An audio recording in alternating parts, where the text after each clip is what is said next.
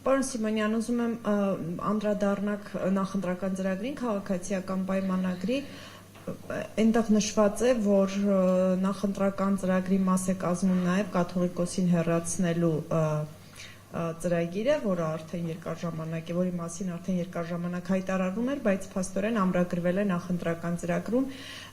Ինչու էր ձեզ պետք, որ այս ձեր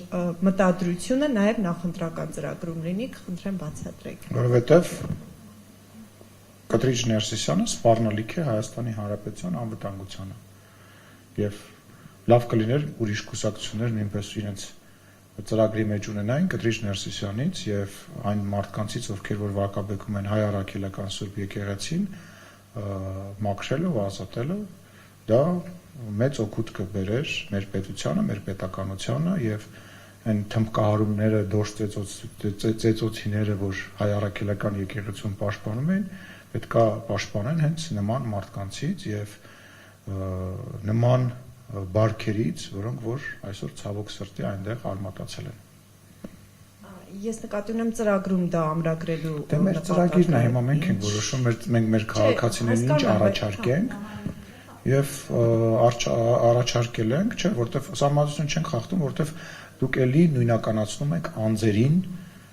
կառույցի հետ։ Ալեն Սիմոնյանը ազգային ժողովը չէ։ Կտրիչ Ներսիսյանը 1700-ամյա հայ առաքելական եկեղեցին չէ, դա թագավորություն չէ, պետք չի դուրս եկեք այդ թագավոր տրամաբանությունից, մի նույնացրեք անձերին կառույցի հետ, ոնց կարելի է անձը եւ կառույցը նույնացնել, այսինքն դուք որ վարչապետին, ընտրված վարչապետին ինչ որ ձևով քննադատում եք, դուք Հայաստանի Հանրապետությունն եք քննադատում, հա, ոչ, բայց ոնց եղավ որ այն պարագայում ստացվում է որ եկեղեցուն են քննադատում, բոլորը չէ, տենց հարցազրույց տալուց իրար հերթ չեք տալի ասելու որ սա հարձակում է հայ առաքելական Սուրբ եկեղեցու